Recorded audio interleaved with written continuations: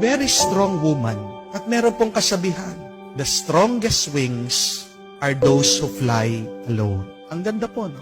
Mga pinakamalakas na pakpak, mga pinakamatayag lumipad ay yung mga mag-isa.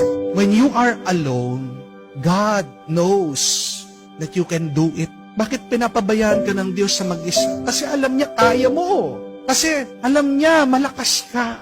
Kasi alam niya ikaw lang sa iyong kakayahan magtatagumpay ka. Huwag kang mag-alala. Kahit na nahihirapan ka, nasasaktan ka, napapagod ka sa buhay, kung mag-isa ka, isang mabuting balita yan. Hindi ka papabayaan na mag-isa ng Diyos kung hindi naniniwala ang Diyos sa iyong kakayahan. Remember this, our pains teach us to be stronger. Our tears teach us to be braver.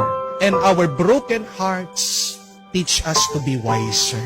Kung mag-isa ka, dumadaan sa mga pagsubok at problemang ito, ikaw ay tinutulungan lang ng Diyos maging mas malakas, maging mas matatag, at maging mas mataling. Trust in your ability. Trust in yourself. Magtiwala ka sa sarili mo dahil nagtitiwala ang Diyos